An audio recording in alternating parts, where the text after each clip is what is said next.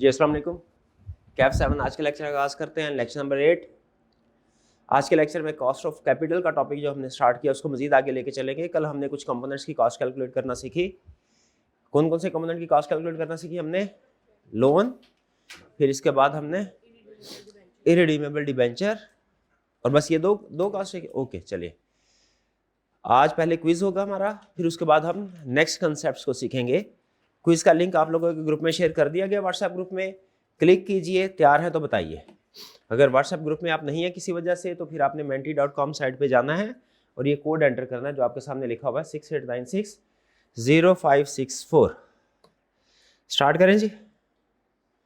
सबसे पहले आपने CRN लिखना है। और ऑनलाइन वाले स्टूडेंट्स जो इस टाइम पे पार्टिसिपेट कर रहे होते हैं, आप लोगों ने अपने CRN के साथ आगे OL ज़रूर लिख दिया कीजिए, ताकि हमें पता चल जाए कि टॉप पोजीशन में ये स्टूडेंट ऐसे हैं जो कि ऑनलाइन के स्टूडेंट्स हैं।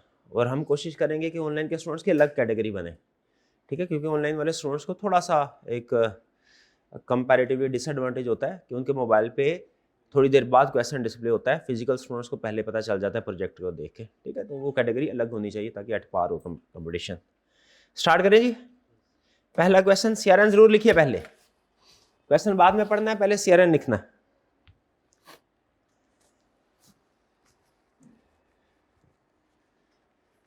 जी ये रहा पहला क्वेश्चन अब आपके सामने।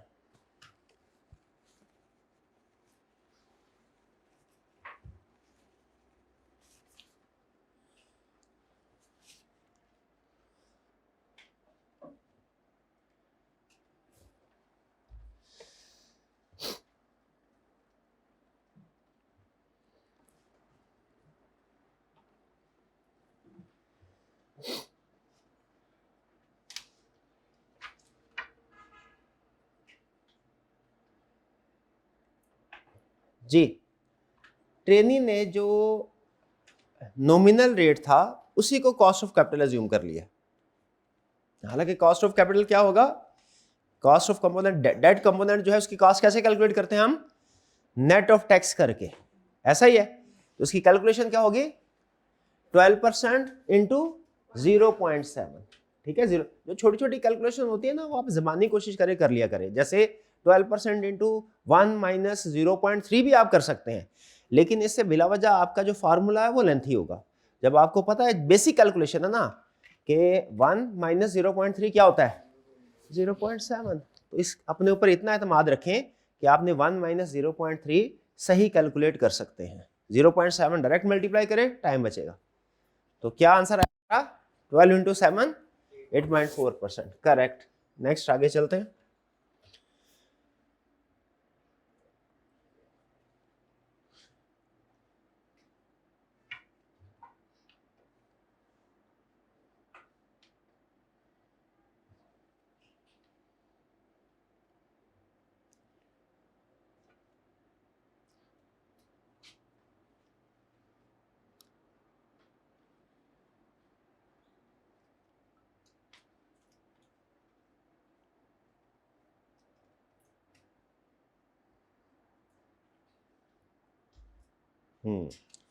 ये प्रेफरेंस शेयर की कॉस्ट है। प्रेफरेंस शेयर हमने सीखा था, प्रेफरेंस शेयर की कॉस्ट, लेकिन हमने इतना सीखा हुआ है कि प्रेफरेंस शेयर पे टैक्स की एडजस्टमेंट नहीं होती। इसमें उसने दो कंसेप्ट टेस्ट किए। नंबर 1, क्या आप कॉस्ट, प्रेफरेंस शेयर की कॉस्ट कैलकुलेट करते हुए टैक्स की एडजस्टमेंट करते हैं या नहीं? करनी थी या नहीं करनी थी? प्रेफरेंस शेयर की कॉस्ट कैलकुलेट करते हुए टैक्स एडजस्टमेंट करनी है? नहीं करनी थी, शाबाश। और दूसरी चीज क्या, कॉस्ट कैलकुलेट करते हैं फेस वैल्यू को यूज करते हैं कि मार्केट वैल्यू को? किस वैल्यू को यूज करना है? कॉस्ट कैलकुलेट करते हुए, कॉस्ट ऑफ कैपिटल कैलकुलेट करते हुए मार्केट वैल्यू को यूज करना है कॉस्ट कैलकुलेट करते हुए। हाँ, इंटरेस्ट या डिविडेंड कैलकुलेट करते हुए फेस वैल्यू, जो कूपन रेट होता है ना, उसमें इंटरेस्ट या डिविडेंड कैलकुलेट करते हुए फेस वैल्यू को इंक्लूड करना, जबकि कॉस्ट कैलकुलेट करते हुए मार्केट वैल्यू। तो इसकी कैलकुलेशन क्या होगी भला? प्रेफरेंस शेयर्स है, 8% डिविडेंड है, करंटली ट्रेडिंग एट 95। उससे फेस वैल्यू नहीं दी, लेकिन हमें लग रहा है with 9% coupon rate it also है। अच्छा, इरिडीमेबल डिबेंचर भी है, प्रेफरेंस शेयर भी है, इरिडीमेबल डिबेंचर भी है। क्या कह रहा है? टैक्स, अच्छा सॉरी, ये तो न्यूमेरिकल है ही नहीं, मैं तो समझा न्यूमेरिकल क्वेश्चन होगा, ठीक है। मैं तो न्यूमेरिकल डिस्कस, ये तो थ्योरी वाला, शाबाश। तो क्या कंसेप्ट है? क्या दोनों सिक्योरिटीज में टैक्स एडजस्टमेंट होगी? नहीं नहीं नहीं, सिर्फ किसके ऊपर होगी? डिबेंचर पे, करेक्ट। नेक्स्ट,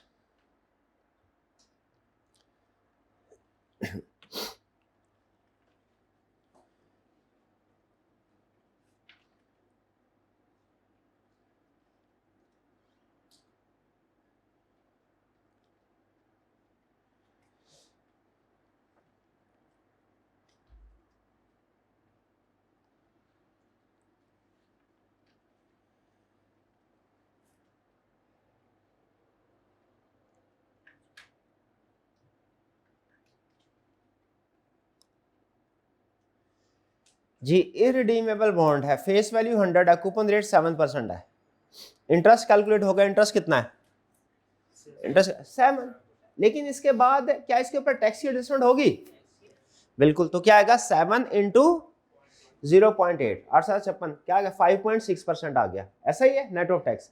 अच्छा आगे इसके बाद डिवाइड करना है, लेकिन हमने किससे डिवाइड करना है, फेस वैल्यू से, मार्केट वैल्यू से, मार्केट वैल्यू से, शाबाश। तो जो हमारी कैलकुलेशन होगी वो होगी 7 इंटू 0.8 डिवाइडेड बाय 87.5। क्लियर जी, क्या आंसर आया, 6.4%, शाबाश।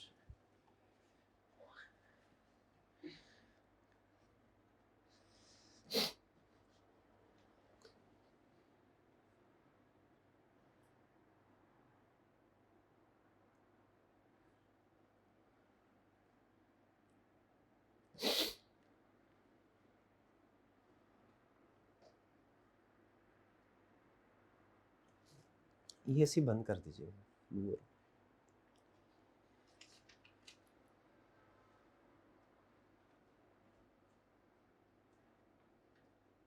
सिंपल। फाइनेंस में नॉर्मली, फाइनेंस में हम मार्केट वैल्यू को प्रेफर करते हैं, और वैक में तो खास तौर पे हमने सीखा है कि जब कॉस्ट कैलकुलेट करनी है तो कौन किससे डिवाइड करना है, डिवाइड किससे करना है, मार्केट वैल्यू से। जब कॉस्ट कैलकुलेट करनी है किसी भी कंपोनेंट की, डिवाइड किससे करना है, मार्केट वैल्यू से, शाबाश।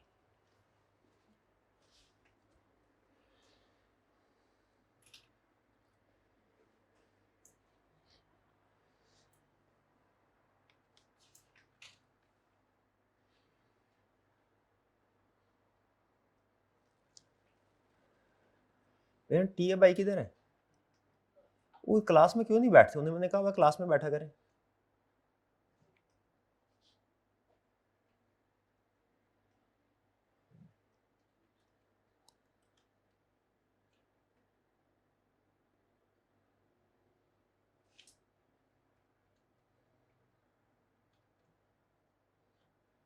जी ये थोड़ा सा कैलकुलेशन, इस क्वेश्चन में टाइम ज्यादा होना चाहिए था, टाइम कम दिया उन्होंने, ठीक है, इसमें टाइम ज्यादा होना चाहिए, मैंने उन्हें कहा भी था, लेकिन पता नहीं क्यों उन्हें टाइम भूल गए होंगे। इसमें weighted average cost of capital calculate कर, भाई कैसे कैलकुलेट करेंगे, फॉर्मेट याद है आपको, क्या फॉर्मेट था, कंपोनेंट, फिर इसके बाद मार्केट वैल्यू, फिर कॉस्ट, फिर क्या था, वेटेड एवरेज कॉस्ट ऑफ, ठीक है। यहाँ पे कंपोनेंट कौन, कितने कंपोनेंट है, कौन कौन, 4 कंपोनेंट, इतना बड़ा क्वेश्चन। बैंक लोन, और कौन सा, बैंक लोन है 5.6%, 5.6%, और मार्केट वैल्यू कितनी है 10, फिर इसके बाद डिबेंचर, मार्केट वैल्यू कितनी 20, कॉस्ट कितनी 7.2%, next preference shares 10 million, 9%, equity 60 million, 14%, ये लीजिए, ये क्या हो गया 100। अब क्या करना है, this divided by this multiplied by 10 divided by 100 into this 5. अब ये चूंकि वो इजी कैलकुलेशन है तो मुझे अंदाजा हो गया कि ये सिंपल है, 0.56 आएगा, ठीक है। ये क्या आएगा 0.72, 0.9, 0.14, ओ सॉरी 1.4, ऐड करें क्या आता है 11.3%, यही हमारा सर फॉर्मेट हो गया। बेसिकली इसमें बहुत ज्यादा डिटेल कैलकुलेशन, लेंथी है, मुश्किल नहीं है, लेंथी है क्या मुश्किल है, नहीं नहीं, तो आगे चलते हैं नेक्स्ट। भैया टाइम ज्यादा नहीं दिया, मैंने कहा था बोर्ड वाले को टाइम ज्यादा देना, कोई बात नहीं।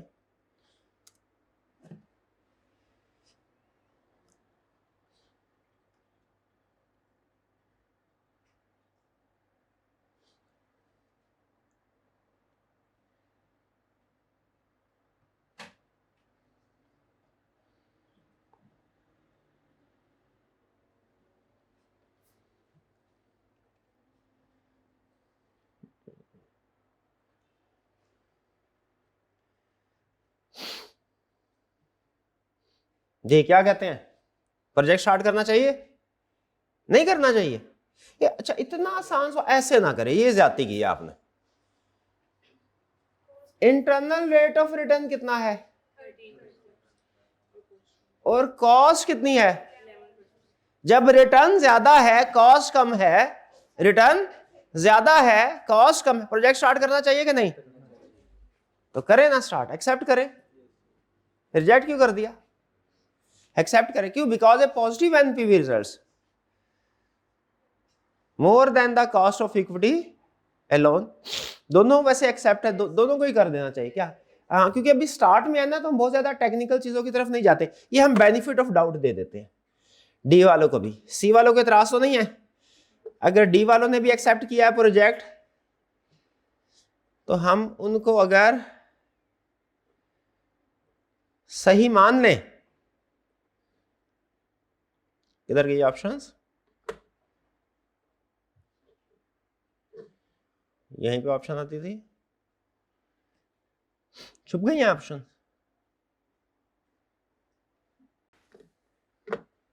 किधर गई?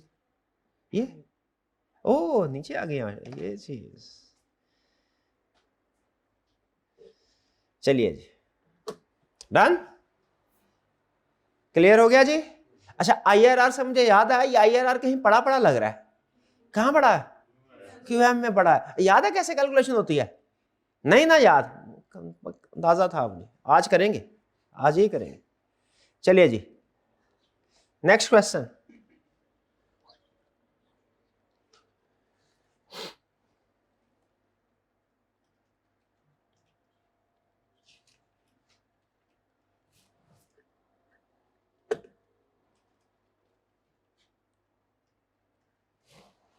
करता हूँ,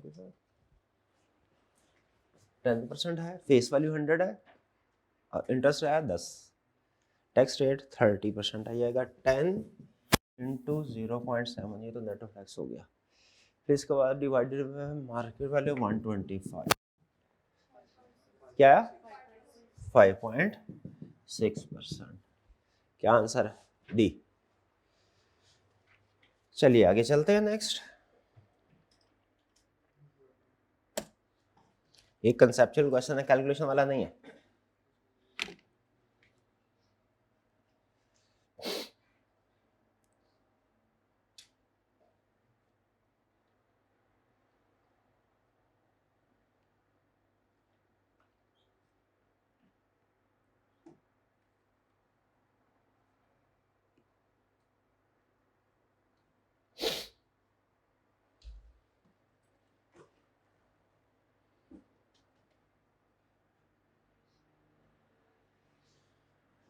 जी, तो है तो वैसे तीनों कैपिटल की कैटेगरी में, लेकिन जब हम क्लासिफिकेशन करते हैं तो जो कैपिटल से मुराद हम क्या लेते हैं? Long term capital. तो मोस्ट अप्रोप्रिएट ऑप्शन कौन सी है भला?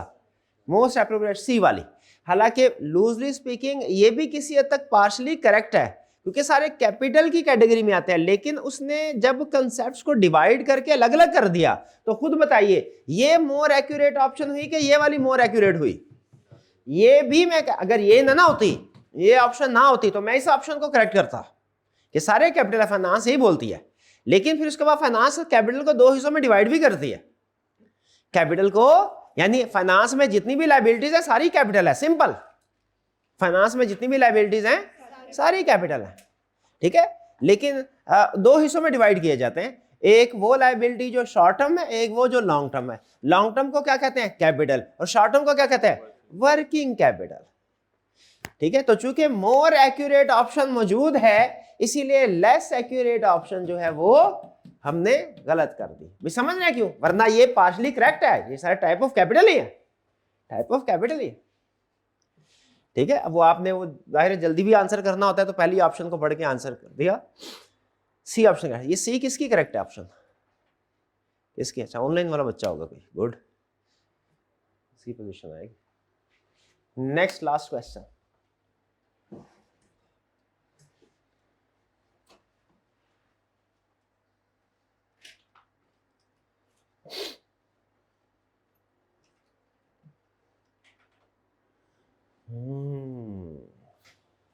मुश्किल आ गया सवाल। इसके लिए तो फॉर्मूला पता होना चाहिए। फॉर्मूला क्या है? Cost is equal to interest into 1 minus tax rate divided by market value. यही फॉर्मूला है। इसमें उसने साइंस क्या खेली है? दाव क्या खेला वाला? हाँ, उसने आपको कॉस्ट खुद से दे दी, मार्केट वैल्यू बोला कैलकुलेट करो। तो याद रखिए, जिस फार्मूला से कॉस्ट कैलकुलेट हो सकती है उसी फार्मूला से मार्केट वैल्यू भी कैलकुलेट हो सकती है। मैथ का असूल है, पढ़ा होगा आपने। किसी इक्वेशन में अगर दो वेरिएबल्स नोन हो तो तीसरा कैलकुलेट कर सकते हैं, ये है ना इस तरह। तो हमारे पास अगर ये दो पता है हमें, तीसरा कैलकुलेट कर सकते हैं। कॉस्ट दी हो मार्केट वैल्यू कैलकुलेट कर सकते हैं, मार्केट वैल्यू दी हो तो कॉस्ट कैलकुलेट कर सकते हैं। शाबाश। कॉस्ट ऑफ कैपिटल इस चैप्टर में सिर्फ कॉस्ट कैलकुलेट करना सीखते हैं या मार्केट वैल्यू कैलकुलेट करना भी सीखते हैं? तो अब क्या कर, सिंपल, इसको इधर ले आए, इसको उधर ले आए। Market value is equal to interest into 1 minus T divided by cost. कर ले। क्या है इंटरेस्ट? कितना है इंटरेस्ट? कितना है? 10। 1 माइनस टी कितना हो गया? 0.8। और डिवाइडेड बाय कॉस्ट कितनी है? 0.08। करे कैलकुलेशन, कितना है? 100। ये लीजिए 100 ही है ऑप्शन करेक्ट। किधर है? 100 because derived bye rearranging the identity cost formula. लेकिन बेनिफिट ऑफ डाउट दे देते हैं 100 सी वालों को भी। क्या कहते हैं आप? बाकी लोगों को इतराज तो नहीं है? सी वालों को अगर बेनिफिट दे दें हम,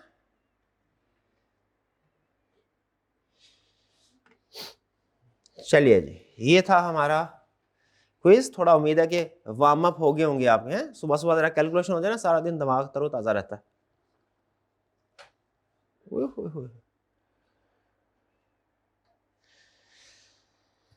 चलिए शाबाश। फर्स्ट पोजीशन किन की है? शाबाश, दीजिए प्राइस। 100 का प्राइस? क्या मतलब? खजानों तिजोरियों के मुंह खोल दिए आपने। सुभान अल्लाह। Second position, third position, third, fourth, fifth, sixth position, seventh position, eighth position, ninth, 10th। चलिए शाबाश। और भाईजान वो आज जरा देख लीजिएगा, कल वो पीएम की गलती हो गई थी, टाइपिंग एरर। वो बच्चे बेचारे रात को इंतजार कर रहे होंगे, ऑनलाइन वाले। क्विज होगा वो तो हमारा एएम को क्विज हो गया। हमारे जितने भी क्विज हैं सारे एएम को होंगे, ठीक है। क्लास में वो पीएम का मैसेज आ गया था, वो हमारी गलती थी। गलती हो तो मान लेनी चाहिए कि नहीं माननी चाहिए? मान लेनी चाहिए। चलिए, कल के लेक्चर के बारे में बताइए। कल के लेक्चर के बारे में बताइए, कुछ समझ आया आपको? सारी चीजें छोड़ दें, मुझे बताइए ये फॉर्मेट याद है आपको? जरा जल्दी से बनाइए, जल्दी से बनाइए। मुझे 30 सेकंड के अंदर अंदर फॉर्मेट चाहिए मुझे। 30 सेकंड आपका टाइम स्टार्ट होता है अब। शाबाश मेरा भाई, जरा जल्दी से। हैं, हाथों को जरा तकलीफ दीजिए, हाथों को, ठीक। शाबाश, जल्दी से 30 सेकंड। भाई 20 गुजर गए हैं, अभी आपने चीजें सबमिट नहीं की अपनी। जल्दी से, शाबाश।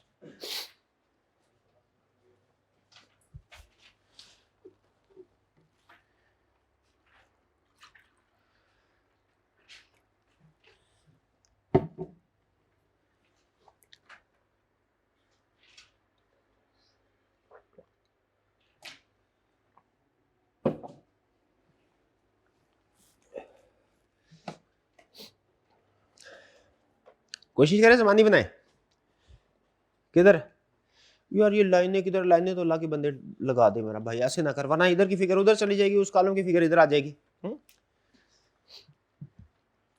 कभी बिजली का बिल जमा नहीं करवाया बैंक में लाइन में लग के? तो जैसे लाइनें बनी होती ना 2-3, वैसे बनाए लाइन सीधी, हर की तार। इधर का बंदा उधर नहीं जाना चाहिए, उधर का बंदा इधर, ऐसा ही है ना? किधर? शाबाश शाबाश। नीचे टोटल करें। ये वो फॉर्मेट है, और कंपोनेंट के नाम तो लिख लें भाई। क्या कितने वो लिखा हुआ है, तो वो तो दुनिया में इतने जब चार्टर्ड अकाउंटेंट हैं तो आपकी क्या जरूरत है? हैं तो सही ना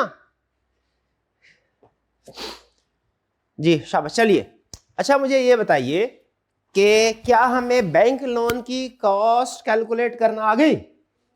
बैंक लोन की कॉस्ट, शाबाश, ये तो सबसे आसान था। फिर इसके बाद क्या हमें इररिडीमेबल बॉन्ड की कॉस्ट कैलकुलेट करना आ गई? ओके, ये भी आसान था। टैक्स एडजस्टमेंट करें। अच्छा मुझे बताइए, इररिडीमेबल बॉन्ड और बैंक की कॉस्ट कैलकुलेट करने में फर्क क्या है? एक सिमिलैरिटी बतानी है आपने और एक डिफरेंस बताना है। सिमिलैरिटी बताएं, टैक्स एडजस्टमेंट दोनों में आती है, और डिफरेंस क्या है? हाँ, जो बॉन्ड है इसकी मार्केट वैल्यू होती है, इसकी मार्केट वैल्यू लेनी है हमने, यानी जो प्राइस, जिस प्राइस पे ट्रेड हो रहा है स्टॉक एक्सचेंज में, जिस प्राइस पे बॉन्ड ट्रेड हो रहा है उसकी बेस पे कैलकुलेशन होगी। जबकि बैंक लोन जो उसकी बुक वैल्यू है वही मार्केट वैल्यू होगी, क्योंकि बैंक लोन स्टॉक एक्सचेंज में ट्रेड नहीं होता। इसमें कोई प्रॉब्लम? अच्छा, एंड पे एक ये बात लिखी हुई है, ये अहम कंसेप्ट है, ठीक है। कल मैंने इसको क्लास में स्पेसिफिकली डिस्कस नहीं किया था, लेकिन आज क्वेश्चन जो है मैं एक क्वेश्चन इसका इंक्लूड कर दिया। क्या कि जो कॉस्ट का फार्मूला ना, आप नोट कीजिए, इस फार्मूला में कॉस्ट भी कैलकुलेट कर सकते हैं, कॉस्ट भी इंक्लूडेड है और मार्केट वैल्यू भी इंक्लूडेड है। ये पी मतलब प्राइस, प्राइस मतलब मार्केट वैल्यू, जिस प्राइस पे सेल हो रहा है। तो याद रखिएगा, जब एक इक्वेशन में 3 वेरिएबल हो, कोई से 2 नोन है, तो तीसरा वेरिएबल कैलकुलेट कर सकते हैं, ठीक है जी। तो याद रखिएगा, सेम फार्मूला यूज करते हुए अगर कॉस्ट दी हुई है तो मार्केट वैल्यू कैलकुलेट कर सकते हैं, और अगर मार्केट वैल्यू दी हुई है तो कॉस्ट कैलकुलेट कर सकते हैं, ठीक है। ये लिख ले, बहुत ही अहम असूल है। क्या? सेम फार्मूला यूज करते हुए मार्केट वैल्यू दी है तो कॉस्ट कैलकुलेट कर सकते हैं, और अगर कॉस्ट दी हुई है तो मार्केट वैल्यू कैलकुलेट कर सकते हैं। सुभान अल्लाह, कह दे सुभान अल्लाह। क्या बोला? सेम फार्मूला यूज करते हुए अगर मार्केट वैल्यू दी है तो कॉस्ट, बोले कोई बात नहीं, आधा सी आप भी कर लेंगे, शाबाश। मार्केट वैल्यू दी हुई है तो कॉस्ट कैलकुलेट कर सकते हैं, और सेम फार्मूला यूज करते हुए अगर कॉस्ट दी हुई है तो मार्केट वैल्यू कैलकुलेट कर सकते हैं, मार्केट वैल्यू दी हुई है तो कॉस्ट कैलकुलेट कर सकते हैं, और कॉस्ट दी हुई है तो मार्केट वैल्यू कैलकुलेट कर सकते हैं। नई कंसेप्ट अभी जेन में बैठा, फिर से बोले, क्या भला, क्या सिखाया? सेम फार्मूला यूज करते हुए मार्केट वैल्यू, और मार्केट वैल्यू दी हुई है तो कॉस्ट कैलकुलेट। थोड़ा सा बस रीअरेंज करना होता है, रीअरेंज समझ है ना, वो इधर उधर आगे पीछे, वो इधर का प्लस उधर का माइनस हो जाता है, इधर का मल्टीप्लिकेशन उधर का डिवीजन, ऐसे है ना। हमारे टीचर तो हमें सिखाते थे, आपके टीचर ने पता नहीं कैसे सिखाया, ऐसे ही सिखाया ना क्या, कि इधर का डिवीजन मल्टीप्लिकेशन, हाँ वो भी होता है कि दोनों तरफ मल्टीप्लाई कर दें, दोनों तरफ डिवाइड कर दें, वो थोड़ा सा मुश्किल, मगर बात तो एक ही है। तो समझ आ रही है क्या कहना चाह रहा हूं? ओके, इसमें कोई प्रॉब्लम? अब आगे चले नेक्स्ट कंसेप्ट की तरफ। ओके, नेक्स्ट कंसेप्ट जो हम सीखने जा रहे हैं वो है cost and market value of redeemable debenture. भाई मार्केट वैल्यू क्यों लिखा इसने? कॉस्ट ऑफ इरिडीमेबल डिबेंचर तो समझ में आती है कि भाई हमने weighted average cost of capital calculate करनी है। मार्केट वैल्यू क्यों लिखा? क्योंकि weighted average cost of capital calculate करने के लिए सिर्फ कॉस्ट काफी नहीं है, हमें कंपोनेंट की मार्केट वैल्यू भी चाहिए होती है। ये दोनों चीजें मौजूद होंगी फिर weighted average cost of capital calculate कर सकते हैं, वरना नहीं। हर कंपोनेंट में हमें दोनों चीजों की जरूरत पड़ेगी, कॉस्ट की जरूरत भी पड़ेगी, और एग्जाम में क्या घुमाएगा, किसी कंपोनेंट की कॉस्ट देगा, मार्केट वैल्यू कैलकुलेट करनी होगी, किसी कंपोनेंट की मार्केट वैल्यू देगा, कॉस्ट। एग्जाम में दोनों कंसेप्ट लाजमी, दोनों कंसेप्ट टेस्ट करेगा, कॉस्ट वाला कंसेप्ट भी टेस्ट करेगा, मार्केट वैल्यू, ठीक है। तो आपने ये ध्यान में रखना है, हर कंपोनेंट में कॉस्ट भी कैलकुलेट करनी आनी चाहिए, हमें मार्केट वैल्यू भी कैलकुलेट करनी आनी चाहिए। इसलिए इस कंपोनेंट में भी आज का मेन टास्क हमारा यही है, लर्निंग ऑब्जेक्टिव 6 ही है मेन टास्क, ठीक है, ये सीखना और कुछ नहीं। बाकी एक और कैलकुलेशन है वो इसी की तरह की है। तो आइए जरा सीखते हैं cost and market value of redeemable debenture, ठीक है। अच्छा, ये तो आपको पता ही है मार्केट वैल्यू कैलकुलेट करने का तरीका। क्या कैलकुलेट करने का तरीका? कि किसी भी सिक्योरिटी की मार्केट वैल्यू क्या होती है? Present value of all cash flows. Present value of all cash. All cash flow से क्या मुराद है भाई? एनविटी भी, और उसके बाद एंड पे जो टर्मिनल वैल्यू होती है जिसे रिडेम्पशन प्राइस कहते हैं, भी कहते हैं, वो भी। क्लियर हुए? तो market value of any instrument क्या है? चाहे शेयर हो चाहे डिबेंचर हो, मार्केट वैल्यू कैलकुलेट करनी है किसी भी इंस्ट्रूमेंट की, चाहे शेयर हो डिबेंचर हो, क्या करना है? Present value of all cash. All cash flow से क्या मुराद है? एनविटी भी और टर्मिनल वैल्यू भी। डन? अच्छा, प्रेजेंट वैल्यू और नेट प्रेजेंट वैल्यू में क्या फर्क होता है? इतना मुझे पता है कि नेट प्रेजेंट वैल्यू में कोई चीज लेस होती है। क्या होती है? Initial investment. शाबाश, इनिशियल इन्वेस्टमेंट। क्लियर जी? तो मार्केट वैल्यू कैसे कैलकुलेट होगी? किसी भी one present value of all cash flows. और कॉस्ट कैसे कैलकुलेट होगी? कॉस्ट कैसे कैलकुलेट होगी? Cost of any security is it's IRR। जो उसका IRR है, इंटरनल रेट ऑफ रिटर्न, ये है उसकी कॉस्ट। ठीक है भाई? किसी भी डिबेंचर की कॉस्ट क्या? रिडीमेबल डिबेंचर की कॉस्ट क्या है? उसका IRR।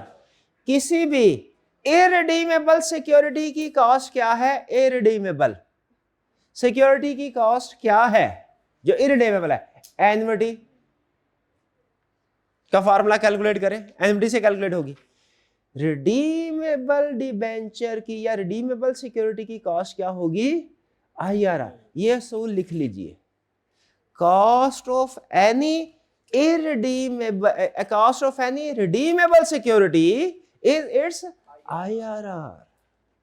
Cost of any redeemable security is it's IRR। बस ये आज के लेक्चर में यही कंसेप्ट है जो हमने सीखना है, और कुछ नहीं सीखना। मतलब बाकी सिर्फ इसकी प्रैक्टिस करनी है, न्यूमेरिकल एग्जांपल से समझना है। क्या कंसेप्ट है? Cost of any redeemable security is it's IRR। Redeemable है। इररिडीमेबल की कॉस्ट कैसे कैलकुलेट होती है? एन्युटी से। सॉरी, इररिडीमेबल की कॉस्ट क्या? परपेचुटी से। परपेचुटी। रिडीमेबल की कॉस्ट कैसे कैलकुलेट होगी? एन्युटी के जरिए से IRR कैलकुलेट करनी है। और IRR आपको पता है कैसे कैलकुलेट होती है? पता है ना आपको? फार्मूला के जरिए से। ठीक है, वो भी हम उसको करते हैं, वर्किंग करते हैं उसके ऊपर। फिर से मुझे बताइए, अगर इररिडीमेबल सिक्योरिटी हो तो कॉस्ट कैसे कैलकुलेट करनी है? सिंपल फार्मूला, परपेचुटी वाला, सिंपल। ऊपर इंटरेस्ट या डिविडेंड, नीचे प्राइस, खत्म। इररिडीमेबल। अगर रिडीमेबल सिक्योरिटी हो, रिडीमेबल बॉन्ड हो, जहां कहीं रिडीमेबल आ जाए तो उसकी कॉस्ट कैसे कैलकुलेट होगी? IRR। उसकी IRR ही उसकी कॉस्ट है। रिडीमेबल बॉन्ड की कॉस्ट क्या है? उसकी IRR। रिडीमेबल, इवन अगर आपको ये कंसेप्ट है ना, अगला कंसेप्ट भी समझ आ जाएगा। रिडीमेबल प्रेफरेंस शेयर की कॉस्ट क्या है? उसकी IRR। रिडीमेबल बॉन्ड हो या रिडीमेबल प्रेफरेंस शेयर हो, उसकी कॉस्ट क्या है? IRR। नहीं समझ आई बात की? आइए जरा देखते हैं। मुझे पहले बताइए, ये दो लाइन समझ आ गई कंसेप्ट कि मार्केट वैल्यू क्या है? किस रिडीमेबल बॉन्ड की मार्केट वैल्यू क्या है? Present value of cash flow. और अगर रिडीमेबल बॉन्ड की कॉस्ट कैलकुलेट करनी हो, क्लियर? अच्छा, अब थोड़ा सा जरा टेक्निकली सोचिए। अगर आप मार्केट वैल्यू कैलकुलेट करना चाहते हैं तो आपको कॉस्ट पता होना जरूरी है ताकि डिस्काउंटिंग कर सके। प्रेजेंट वैल्यू तो डिस्काउंटिंग करके होगी ना, और डिस्काउंटिंग के लिए डिस्काउंट रेट चाहिए, वही तो हमारी कॉस्ट होती है। अगर मार्केट वैल्यू कैलकुलेट करना चाहते हैं तो उसके लिए आपको क्या चाहिए? इंफॉर्मेशन क्वेश्चन में कॉस्ट। और अगर कॉस्ट कैलकुलेट करना चाहते हैं उसके लिए चाहिए मार्केट वैल्यू। ये जहन में रखिएगा, ठीक है। थोड़ी सी डिस्कशन मुश्किल हो रही है लेकिन कंसेप्ट बिल्ड रखें। आज क्या सीखने जा रहे हैं हम? रिडीमेबल बॉन्ड, कॉस्ट और रिडीमेबल बॉन्ड की मार्केट वैल्यू सीखने जा रहे हैं। आज क्या करने जा रहे हैं हम? रिडीमेबल बॉन्ड की कॉस्ट और उसकी मार्केट वैल्यू कैलकुलेट करने जा रहे हैं, वो सीखना है। आज हमने कुछ भी नहीं करना, सिर्फ ये दो काम करने। रिडीमेबल बॉन्ड की कॉस्ट क्या होगी? उसका IRR, और उसकी मार्केट वैल्यू क्या होगी? Present value of cash flows. तो मार्केट वैल्यू कैलकुलेट करने के लिए क्वेश्चन में क्या लाजमी देगा? कॉस्ट। और अगर वो हमसे इसकी कॉस्ट कैलकुलेट करना चाहता है तो क्वेश्चन में लाजमी क्या देगा? Market value. डन जी। आइए जरा देखते हैं कि अगर हमें, अब ये तो सिंपल है, इनमें से बताइए कौन सी कैलकुलेशन आपको आसान लगती है, कौन सी मुश्किल करनी? दोनों है, सोच के बताइए। मार्केट वैल्यू की कैलकुलेशन आसान है या IRR की? मार्केट वैल्यू की। IRR की मुश्किल? ओके, अभी करते हैं। वैसे IRR की कैलकुलेशन में प्रेजेंट वैल्यू ऑटोमेटिकली इंक्लूडेड होती है। अब हम क्या सीखने जा रहे हैं? How to calculate IRR। How to calculate internal rate of return, कैसे कैलकुलेट करना है। किसका internal rate of return calculate करने जा रहे हैं हम? रिडीमेबल बॉन्ड का। रिडीमेबल बॉन्ड का, ठीक। कह रहा how to calculate internal rate of return. सबसे पहले कह रहा है आपने क्या करना है? एनपीवी कैलकुलेट करनी है फर्स्ट रेट पे। देखिए IRR कैलकुलेट करने के तीन स्टेप्स हैं। IRR calculate, number 1 calculate NPV at first rate, number 2 calculate NPV at second rate, number 3 use formula. IRR calculate करने के 3 स्टेप्स क्या है? Calculate NPV at first rate, calculate NPV at second rate, और third क्या है? Use formula. Use formula, ठीक है। Okay, question के अंदर उसने आपको इंफॉर्मेशन सारी दी होगी। करना क्या है? Calculate NPV at first rate. First rate वैसे तो कोई सा भी उठा सकते हैं, लेकिन मेरा मशवरा है हमेशा कूपन रेट उठाए। कूपन रेट पता है कौन सा होता है? जो बॉन्ड के साथ इंटरेस्ट रेट लिखा होता है, 6%, 8%, 10%। उसको यूज करते हुए आपने एनपीवी कैलकुलेट करनी है, ठीक है जी। एनपीवी कैलकुलेट कैसे करेंगे? वे प्रेजेंट वैल्यू और उसमें से मार्केट वैल्यू, इनिशियल प्राइस को लेस करना है। प्रेजेंट वैल्यू और नेट प्रेजेंट वैल्यू में फर्क बताया ना? ओके, आगे चलते हैं। अच्छा, इसको पहले समझने की कोशिश करें, क्योंकि हम ज़बानी कलाम में डिस्कस कर रहे हैं, इसके बाद न्यूमेरिकल कैलकुलेशन भी करनी है। क्वेश्चन के बगैर तो समझ नहीं ना आएगी, लेकिन पहले कंसेप्ट बिल्ड करना चाहता हूं ज़बानी कलामी आपके जहनों में, फिर इसके बाद हम उसे एग्जाम्पल के जरिए से, क्वेश्चन के जरिए से अप्लाई करेंगे। पहले कंसेप्ट फिर कैलकुलेशन, ठीक है। तो अभी कंसेप्ट के ऊपर फोकस करें। इस बात पे परेशान नहीं होना कि सर ज़बानी कलामी सवाल कर रहा है, ज़बानी कलामी नहीं करवा रहा, ये तो कंसेप्ट बिल्डिंग का पहला स्टेप है। Calculate NPV at first rate, coupon rate पे कैलकुलेट कर लिया। आगे वो बता रहा है कि कैसे किया आपने। ये देखे, इसके 2 स्टेप्स हैं। ये वाला हिस्सा क्या है भला? हाँ, ये उसने एन्युटी की प्रेजेंट वैल्यू कैलकुलेट किया। याद है ये फार्मूला? इसमें R क्या है भला? वो annual cash flow, rental, annual amount. जरा गैस कीजिए, ये ग्रॉस होगी कि नेट ऑफ टैक्स होगी? ग्रॉस होगी कि नेट ऑफ टैक्स होगी? नेट ऑफ टैक्स होगी। भाई ये फार्मूला समझ आया? देखा देखा लग रहा है formula? R into 1 minus 1 plus I power minus n, जितने साल उसका टाइम पीरियड है, डिवाइडेड बाय आई। तो ये हमारा उसका डिस्काउंटिंग फैक्टर हो गया, उसको हमने एनुअल कैश फ्लो से मल्टीप्लाई करना है। अहम चीज क्या है? अहम चीज ये नहीं, ये तो आपको याद होगा, आ गया होगा याद, यार ठीक। अहम चीज क्या है? ये जो कैश फ्लो है ये नेट ऑफ टैक्स होगा। क्योंकि डिबेंचर का केस है, बॉन्ड का केस है। और फिर माइनस क्या करना है, तो आपके पास क्या आ जाएगा, एनपीवी। जैसे फर्ज कीजिए किसी क्वेश्चन में आपने 8% रेट को यूज किया, कूपन रेट था 8% और आपने उसको यूज किया, तो एनपीवी आ गई 8638। फर्ज करें पहला स्टेप हो गया। जरा मुझे बताइए फिर से, रिडीमेबल बॉन्ड की कॉस्ट कैसे कैलकुलेट करते हैं? Cost of redeemable bond is equal to IRR. अब सारी गेम किसकी है, आईआरआर कैसे कैलकुलेट करना है? आईआरआर कैलकुलेट करने के 3 स्टेप्स होते हैं, एग्जाम में वो तीनों स्टेप्स आपने शो करवाने हैं। कुछ स्टूडेंट्स को थोड़ा एक्सपर्ट होते हैं, वो कहते हैं सर कैलकुलेटर में ना एक ऑप्शन ऐसी है जिसमें आईआरआर डायरेक्ट आ जाता है। आपने डायरेक्ट नहीं करना, आपने ये 3 स्टेप्स में कैलकुलेशन करनी है। इस कैलकुलेशन को सिंप्लीफाई करेंगे हम, लेकिन कैलकुलेशन शो करवानी है। कैलकुलेशन हमने शो, तो आईआरआर कैसे कैलकुलेट होगा? 3 स्टेप्स में। पहला स्टेप क्या है? Calculate NPV at first rate. First rate कोई सा भी हो सकता है, लेकिन मैं मशवरा क्या दे रहा हूं, कौन सा? आपने कूपन रेट हमेशा उठाना है।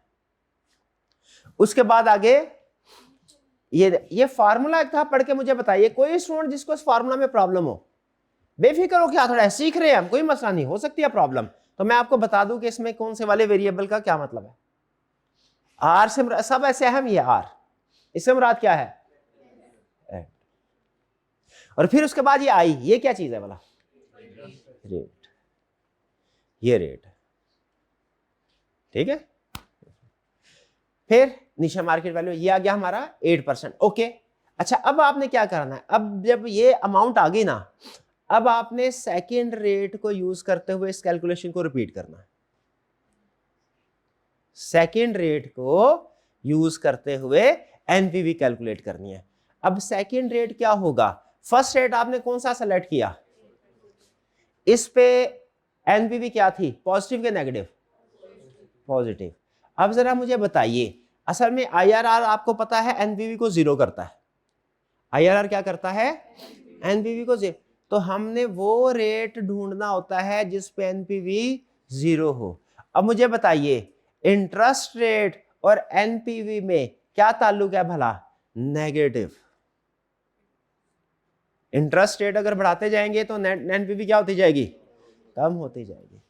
तो कह रहा है recalculate NPV at higher rate. कह रहा है अगर ये एनपीवी पॉजिटिव है, फर्स्ट स्टेप में ये पॉजिटिव है ना, तो अब आपने सेकेंड रेट कौन से वाला उठाना है? 8% से ज्यादा वाला के कम वाला? हम चाहते हैं ये कम हो, 0 की तरफ जाए, तो क्या करना पड़ेगा? रेट को बढ़ाना पड़े। यानी एनपीवी पॉजिटिव है तो सेकंड रेट क्या करना पड़ेगा?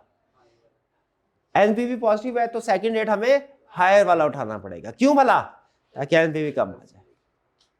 तो फर्स्ट रेट हमेशा हमारा क्या होगा? Coupon rate. सेकंड रेट क्या होगा? एनपीवी पॉजिटिव है तो सेकंड रेट बढ़ाना है, एनपीवी नेगेटिव है तो सेकंड रेट कम। समझ लीजिए एनपीवी का साइन आपको बता रहा है कि आप बढ़ाएंगे कि कम करेंगे। एनपीवी का साइन पॉजिटिव है तो सेकंड रेट बड़ा 8 की बजाय 10 कर ले, 12 कर ले। और अगर एनपीवी नेगेटिव है कम कर दे, 6% पे आ जाए, 4% पे आ जाए, वो जो मर्जी रेट चूज करने वो आपकी मर्जी है, लेकिन कम करना। कुछ समझ आ रही है? सेकंड रेट भी कैलकुलेशन हो गई, सेकंड एनपीवी। तो हमने 2 स्टेप कर लिए। पहला स्टेप क्या किया? Calculate NPV at first rate. दूसरा स्टेप क्या किया? NPV at second rate. अब यहां पे मुझे बताइए, इसको जहन में रखते हुए सेकंड रेट 8% ही होना चाहिए, 8% से ज्यादा या 8% से कम? ज्यादा। देखिए उसने क्या किया, उसने 12% कर लिया। आप चाहे 10 कर ले, आप चाहे 11 कर ले, आप चाहे 9% कर ले, कोई फर्क नहीं पड़ता। राउंडिंग ऑफ की वजह से थोड़ा सा फर्क पड़ेगा, राउंडिंग ऑफ का, कैलकुलेशन आपकी ठीक होगी। चलिए, तो अब जैसे 12% यूज किया तो अब एनपीवी क्या आ गई? थर्ड स्टेप पे आ जाए। थर्ड स्टेप में क्या करना है? फार्मूला। और फार्मूला क्या? IRR is equal to lower rate. इसको समझे, आईआरआर क्या है? Is equal to lower rate plus NPV at lower rate divided by NPV at lower rate minus NPV at higher rate. और अगर हायर रेट वाली NPV negative आ जाए तो ये माइनस की बजाय क्या हो जाता है? प्लस हो जाता है, माइनस माइनस प्लस हो जाता है, पता है ना आपको, और multiplied by difference in rates. जैसे इस क्वेश्चन में कैलकुलेट करें जरा, IRR क्या होगी, लो रेट कौन सा है, 8% के 12%, यहां पे लो रेट आ गया, फिर plus NPV at low rate, NPV at low rate क्या है 8638 आ गया, डिवाइडेड बाय क्या है NPV at low rate minus NPV at low rate कितनी है 8638, ये 8638 आ गया। एनपीवी एट हायर रेट क्या है 5358, ये 53। लेकिन मुझे ये समझ नहीं आ रही, फार्मूला में तो ये माइनस है, कैलकुलेशन में प्लस कैसे हो गया, माइनस माइनस प्लस, और multiply by difference in rate कितना है 12% और 8%, कितना आया 4%। ठीक है, इसमें ये अंदाजा लगाने की जरूरत नहीं है कि 4% बढ़ रहा है कि कम हो रहा है, बस जो भी डिफरेंस है 4% इधर आ जाएगा। कैलकुलेशन करके देखें, ये ठीक आता है।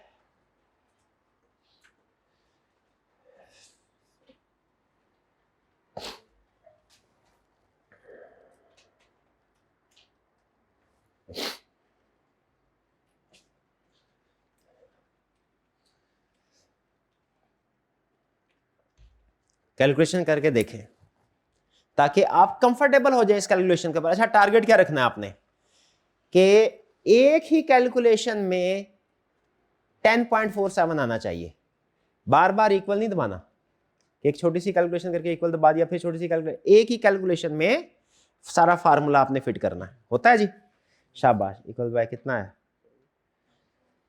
ये क्या कर दिया आपने, मल्टीप्लाई कर दिया ऊपर।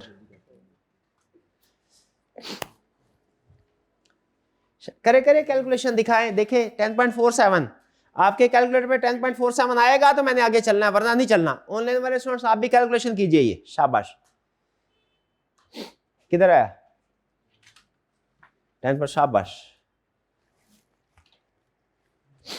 करें कैलकुलेशन, याद आया ये कैसे करते थे, किए अभी तो नहीं आ रही, ऐसे ना करें, ऐसे ना करें। 8% माइनस, ये देखिए अब 8% 0.08 प्लस, इसके बाद ये ब्रैकेट ओपन। अब ये मुझे नहीं पता आप कैसे कैलकुलेट, आप डायरेक्ट इसमें डिवीजन की ऑप्शन भी होती है, लेकिन जिस तरीके से मैं करता हूं ना वो क्या, -08 करें, प्लस करें 0.0, स्टार्ट करते हैं कैलकुलेशन, जिन स्टूडेंट से नहीं हो रही, 0.08 प्लस, प्रेस कर, फिर उसके बाद ये ब्रैकेट ओपन।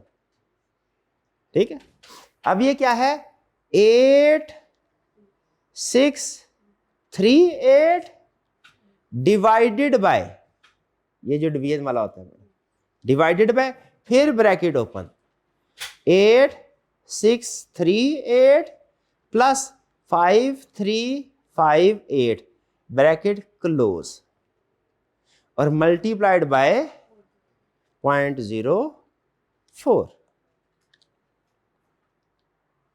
10.468, हाँ राउंड ऑफ कर देंगे 10.47। हुई कैलकुलेशन, किसी स्टूडेंट को कोई प्रॉब्लम, ठीक है, कोई अल्टरनेट वे भी इसका है, वो उसमें डायरेक्ट आप फार्मूला को पुट कर देते हैं, ठीक है, डायरेक्ट ही, हाँ बिल्कुल, लेकिन ये भी मुझे डायरेक्ट ही लगता है ठीक लगता है, जाहिर है जिस कैलकुलेशन के साथ आप कंफर्टेबल हो।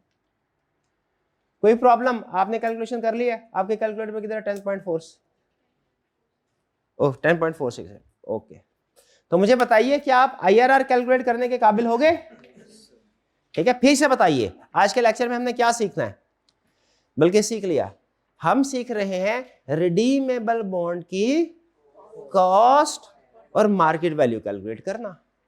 तो रिडीमेबल बॉन्ड की कॉस्ट क्या है, उसका IRR,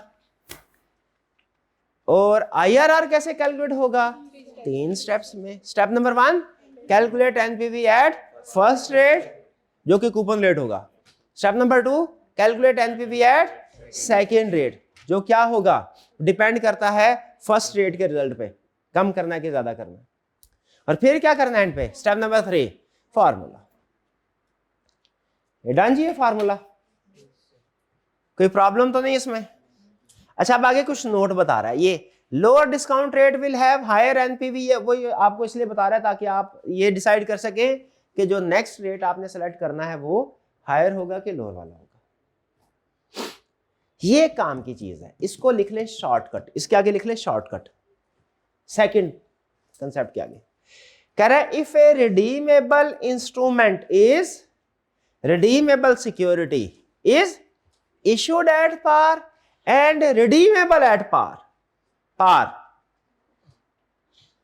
अगर रिडीमेबल सिक्योरिटी है कोई, वो इशूड भी एट पार है, रिडीमेबल भी एट पार, एट पार समझते हैं फेस वैल्यू पे, तो फिर उसकी आईआरआर कैलकुलेट करने की जरूरत नहीं है, कूपन रेट ही आईआरआर है, शॉर्टकट।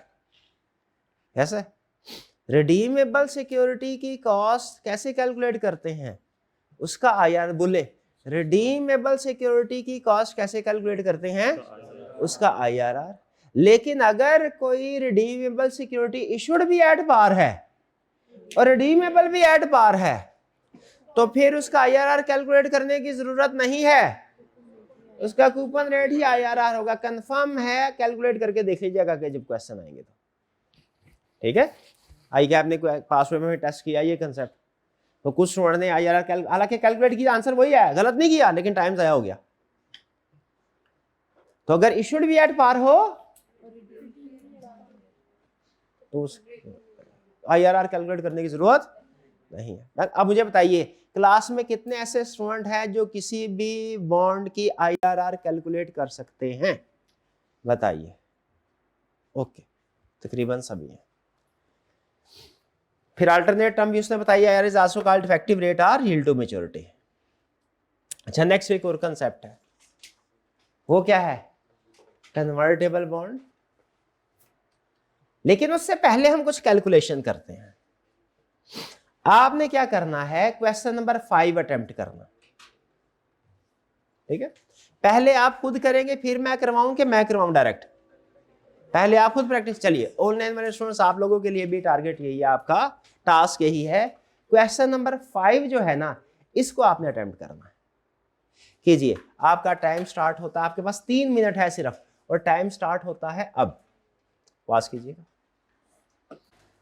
जी, स्टार्ट करते हैं। आप इस क्वेश्चन को सॉल्व करना, आपने टाइम काफी ज्यादा ले लिया है, और कुछ स्टूडेंट्स ने हैरानकुन तौर पे गलतियां भी की है। मेरा ख्याल था ये तो आपके बाएं हाथ का खेल होगा, ये तो आपके दाएं हाथ से भी नहीं हो सका है?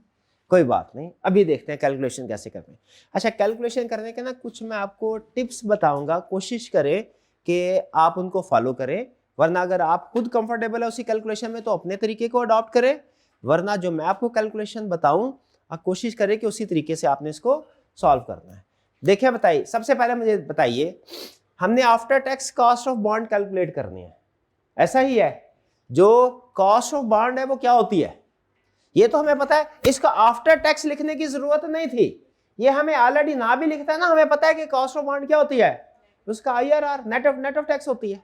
बॉन्ड तो हमेशा नेट ऑफ टैक्स होता है, चाहे बोले चाहे ना बोले, लेकिन क्या दिया उसने, अच्छी बात है, इसे हमने कंफ्यूज नहीं होना। अब जो बॉन्ड है उसकी कॉस्ट कैलकुलेट करनी है, वो क्या होती है, आईआरआर। तो दूसरे लफ्जों में क्या कह रहा है, इस बॉन्ड का आईआरआर कैलकुलेट करें, तो अभी कर देते हैं, इसमें क्या मसला है, स्टार्ट करें। 3 स्टेप्स है हमारे, 3 स्टेप है। स्टेप नंबर 1 क्या है, स्टेप 1 क्या करना है, calculate NPV at first rate.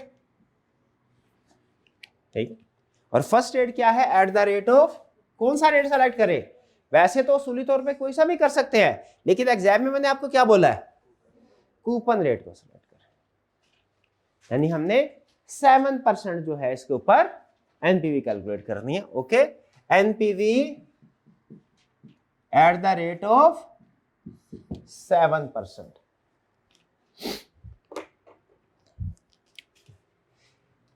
कैसे कैलकुलेट होगी, अब एनुअल कैश फ्लो कितना है, 7 पर कितना है, एनुअल इंटरेस्ट कितना है, 7% इंटू 100 कितना हुआ, 7, और फिर नेट ऑफ टैक्स करना है, वो कितना हुआ, टैक्स रेट कितना है 30%। तो जरा कैलकुलेटर के ऊपर कैलकुलेट कीजिए, पहली कैलकुलेशन एनुअल कैश फ्लो कितना है, वो है 100 मल्टीप्लाइड बाय 0.07 मल्टीप्लाइड बाय 0.7, कितना आया 4.9। 4.9 सबके सामने आ गया। ये हमारा net of tax cash flow आ गया। ये नेट ऑफ टैक्स क्यों किया भला, बॉन्ड है वो तो नेट ऑफ टैक्स होगा इसका। ओके, ये आ गया 4.9। अब इसके एन्युटी के जरिए से सॉल्व करेंगे, इनटू 1 माइनस 1 प्लस आई। 1 प्लस आई क्या है 1.07 पावर माइनस एन। एन कितना है इधर बड़ा, किधर लिखा हुआ एन, ये 4 माइनस 1.07 के साथ है -4, ठीक है, और डिवाइडेड बाय, ठीक है, 1 माइनस डिवाइडेड बाय कितना आ गया 0.07। ये एन्युटी की वैल्यू आई। Done, annuity. लेकिन अभी प्रेजेंट वैल्यू पूरी नहीं हुई नेट एनपीवी, क्यों नहीं पूरी हुई, हाँ, अभी तो जो लास्ट वैल्यू है ना, देखिए जो बॉन्ड है ना रिडीमेबल है। रिडीमेबल बॉन्ड क्या होता है, उसमें दो तरह के कैश फ्लोज हमें मिलते हैं, एक हर साल जो हमें इंटरेस्ट मिलता है, और दूसरा रिडीमेबल है ना, रिडीमेबल का मतलब क्या, रिटर्नेबल। तो टर्मिनल वैल्यू भी मिलेगी, रिडेम्पशन वैल्यू भी मिलेगी। रिडेम्पशन वैल्यू को भी तो हमें इंक्लूड करना है कि नहीं करना, क्या रिडेम्पशन वैल्यू मिलेगी, एक कुछ स्टूडेंट ने इसको इग्नोर कर दिया था। तो रिडेम्पशन वैल्यू क्या होगी, प्लस करना है, प्लस कितनी है रिडेम्पशन वैल्यू, रिडीमेबल किधर है, रिडीमेबल एट पार है, रिडीमेबल एट पार है, तो एट पार का मतलब क्या है 100 इनटू डिस्काउंटिंग करनी है इसकी, ये तो हमें 4 साल के बाद पे होना मिलना है ना, इनटू 1.07 पावर -4। बताइए ये समझ आया कि नहीं, पूरी कैलकुलेशन, ये कैलकुलेशन समझ आई कि नहीं, डन। और अब ये प्रेजेंट वैल्यू कैलकुलेट हुई है, ये एन्युटी की प्रेजेंट वैल्यू है, ये रिडेम्पशन वैल्यू टर्मिनल की प्रेजेंट वैल्यू है। अब क्या करना है, एनपीवी कैलकुलेट करनी है, तो माइनस इनिशियल वैल्यू कितनी है 96.5। कुछ स्टूडेंट ने फेस वैल्यू 100 ली, मैंने चेक किया 100 नहीं है, ये है प्राइस, ये तो फेस वैल्यू है, ये है मार्केट वैल्यू, प्राइस होती है मार्केट वैल्यू, लिख ले price is equal to market value 96.25। 96.25 is equal to देख -3.36। देखिए इस फिगर पे पहुंचते हैं, कोई प्रॉब्लम, सब ठीक है यहां तक, आगे चले नेक्स्ट स्टेप पे। अब देखिए आपने करना क्या है, आपने ये सारी इस काबिल होना है कि ये सारी कैलकुलेशन एक ही स्टेप में करनी है, इसको अलग और इसको अलग अलग करके नहीं करना, समझ रहे हैं। ये सारी, कितने स्टूडेंट ने ये सारी कैलकुलेशन एक ही स्टेप पे की है। अब ये कैलकुलेशन पे, कैलकुलेटर पे डिपेंड करता है, ठीक है, कि कैलकुलेशन कैसे करनी है। सिंपल इसे कीजिए 4.9, ये यहां पे ब्रैकेट ओपन कर लीजिएगा, ब्रैकेट से वो कैलकुलेशन अलग हो जाती है, यहां पे ब्रैकेट लगा लीजिएगा, ये कैलकुलेशन अलग हो जाएगी, और इसको यूं कर ले, सिर्फ सिंपल, ये कैलकुलेशन अलग हो जाएगी और ये कैलकुलेशन अलग। आपने अब घर जाके प्रैक्टिस करनी है कि ये कंप्लीट कैलकुलेशन एक ही स्टेप में हो, टाइम से लाजमी नहीं है लेकिन इससे टाइम सेव होगा। डन। अब इसके बाद क्या करना है, अब इसके बाद ये कैलकुलेशन दोबारा करने की जरूरत नहीं है, अगर आपने एक ही स्टेप में सारी कैलकुलेशन की है ना, तो अब सेकंड रेट डिसाइड करें, एनपीवी एट, ये हायर रेट होना चाहिए कि लोअर, ये माइनस है ना, तो इसका मतलब माइनस इंडिकेट कर रहा है लोअर रेट की तरफ जाओ। तो 7% था, अब हमें क्या करना चाहिए, 5% कर ले, 6 कर ले, 4 कर ले, 3 कर ले, सारे एक्सेप्टेबल है, कम होना चाहिए। हमको एक रीजनेबल सा रख लेते हैं 5%। अब आपने क्या करना है, ये कैलकुलेशन दोबारा नहीं करनी, बस 3 जगहों पे चेंज करना है। जहां जहां 0.7 है वहां 0.5 कर देना है, बस सारी कैलकुलेशन दोबारा नहीं करनी।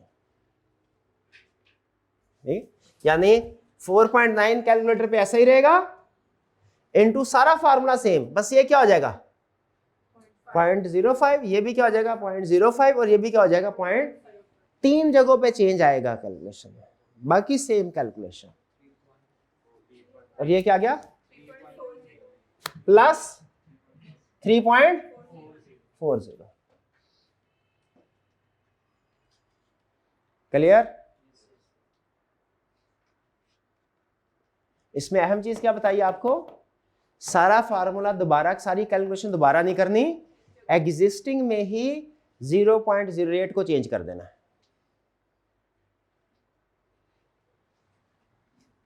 अब स्टेप 3 आ गया। स्टेप 3 क्या है, IRR। मुझे पता है स्टेप 2 पे सारे पहुंच गए। कितने स्टूडेंट को स्टेप 2 में कोई प्रॉब्लम है? अभी प्रॉब्लम कोई नहीं, प्रॉब्लम सब ठीक है। आइए, अब IRR फार्मूला क्या था, NPV eight lower rate. Lower rate क्या है, ये ठीक है, सबसे पहले लोअर रेट था 0.05, फिर NPV एट लोअर रेट वो कितने हैं प्लस 3.40, ये प्लस लिखना ना भूलिएगा, divided by NPV at minus NPV at higher rate. भाई मुझे ये बताइए 3.36 तो हाई रेट पे है, ये समझ में आता है, यहां पे तो माइनस था, ये प्लस कैसे हो गया, plus multiplied by difference in rate, कितना डिफरेंस है 2% का, मल्टीप्लाइड बाय 0.02, ये आपका आ जाएगा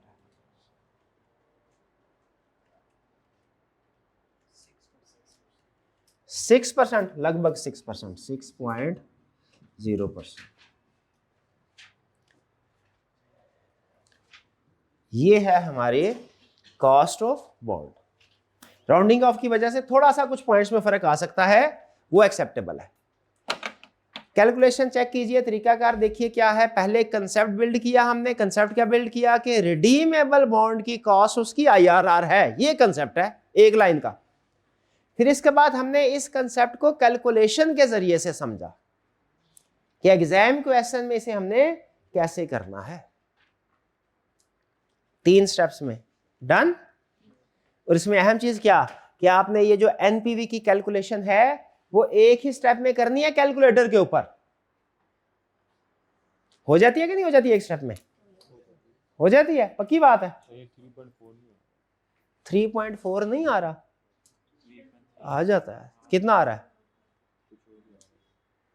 कुछ और, ये -78, ये क्या कर दिया आपने, इंटू 1 माइनस 1.05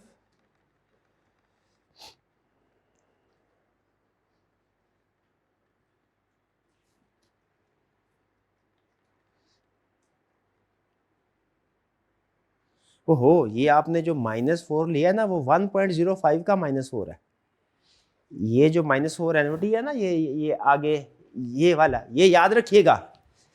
ये जो -4 है इसके साथ ब्रैकेट क्लोज करके सबके साथ नहीं है ना, वरना वो -4 इसके साथ भी आ जाता है, सब पता है ना आपको मैथ के रूल्स। तो ये -4 1.07 या 05 के साथ है, इसको ठीक कर ले, बाकी मैं चेक कर लेता हूँ, बाकी ठीक है, सिर्फ ये गलती। सबके कैलकुलेटर पे 6% या लगभग 6% है, कोई 0.12 का फर्क होगा, 0.01 0.02 का फर्क हो राउंडिंग अंक वजह से। क्या ये फिगर आ रही है? चलिए अब मैं आपसे सवाल पूछता हूं, आपने मुझे जवाब देना है। क्या आप किसी भी रिडीमेबल बॉन्ड की IRR कैलकुलेट कर सकते हैं? पक्की बात है, चलिए शाबाश। अच्छा अब आगे, ये तो होगी कॉस्ट, मार्केट वैल्यू भी तो कैलकुलेट करनी होती है कभी कभी। जरा मुझे सोच के बताइए, क्वेश्चन नंबर 4, अब कैलकुलेशन चाहे ना करें इतनी, क्वेश्चन नंबर 4 और क्वेश्चन नंबर 5 दोनों को रीड करके मुझे बताइए दोनों में फर्क क्या है। 4 और 5 में। इसकी रिक्वायरमेंट में है मार्केट वैल्यू कैलकुलेट करें, इसकी रिक्वायरमेंट में क्या है, कॉस्ट कैलकुलेट करें। अब देखिए जब मैंने रिक्वायरमेंट पढ़ी ना कॉस्ट कैलकुलेट करें, तो मैं लगभग कसम खा के ये कहने को तैयार हूं, लगभग तकरीबन, खा नहीं रहा कसम लेकिन तकरीबन, कि उसने कॉस्ट मांगी है ना, क्वेश्चन में मार्केट वैल्यू जरूर दी होगी। क्या दी हुई है, किधर है, और यहां पे उसने चूंकि मार्केट वैल्यू पूछी है तो मैं लगभग कसम खाने को तैयार हूं क्या कॉस्ट दी होगी। जरा देखिए उसने कॉस्ट दी हुई है कहीं, क्या है कॉस्ट, ये है क्या, कॉस्ट ये कॉस्ट नहीं है, ये क्या है, ये तो कूपन रेट है। कॉस्ट क्या है, post tax cost of debt is 8%। ये पोस्ट टैक्स ना भी लिखता ना तो हमें मसला कोई नहीं था, क्योंकि हमें पता है, अंडरस्टूड है कि जो डेट की कॉस्ट होती है वो हमेशा आफ्टर टैक्स होती है। उसने खुद भी पोस्ट टैक्स का मतलब आफ्टर टैक्स है ना। अब क्या करना है, market value calculate. Market value क्या होती है, मार्केट क्वेश्चन का जो ये वाला हिस्सा है ना, ये वाला हिस्सा, ये मार्केट वैल्यू है। हाँ जी, ये वाला हिस्सा क्या है, ये इसकी मार्केट प्रेजेंट वैल्यू या मार्केट वैल्यू। चले मुश्किल वाला सवाल कर लिया तो ये भी कर लेंगे, लग गया तो करें, फिर अभी करें शाबाश। एक कंपनी, मैं भी करता हूं आप भी करें, देखते हैं पहले कौन करता है complete. Company has issued 12% bond, face value ₹100 है, तो इसका मतलब है जो एनुअल कैश फ्लो आएगा वो आएगा 100 मल्टीप्लाइड बाय 0.12 मल्टीप्लाइड बाय 0.8, क्या है 12×8 = 9.6 आया। हाँ जी 9.6, यहां पे कर लेते हैं इसको। मार्केट वैल्यू क्या है, present value 9.6 into 1 minus 1.08 N कितना है जी 4 -4 डिवाइडेड बाय 0.08, ये एनमिटी होगी। अब प्लस जो टर्मिनल वैल्यू है उसको भी तो डिस्काउंट करना है, जो टर्मिनल वैल्यू है, जो रिडेम्पशन वैल्यू है वो क्या है, ये तो 100 लिखा हुआ है, 105 कहां से आया, हाँ रिडीमेबल एट प्रीमियम। ठीक है, तो छोटी मोटी कैलकुलेशन डायरेक्ट भी कर ले, लिख ले, कोई प्रॉब्लम नहीं है। मैंने इधर लिख दिया 105 इंटू 1.08 पावर माइनस, खत्म, क्या 108.97, ये है इसकी प्रेजेंट वैल्यू। तो प्रेजेंट वैल्यू आसान है, IRR लेंथी है।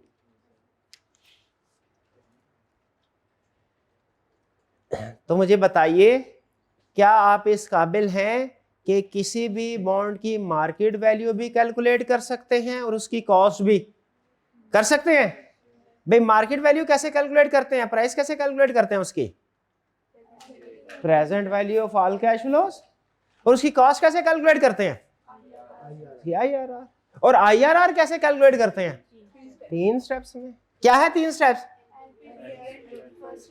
NPV at first rate, NPV at second rate और IRR का फार्मूला। डन जी।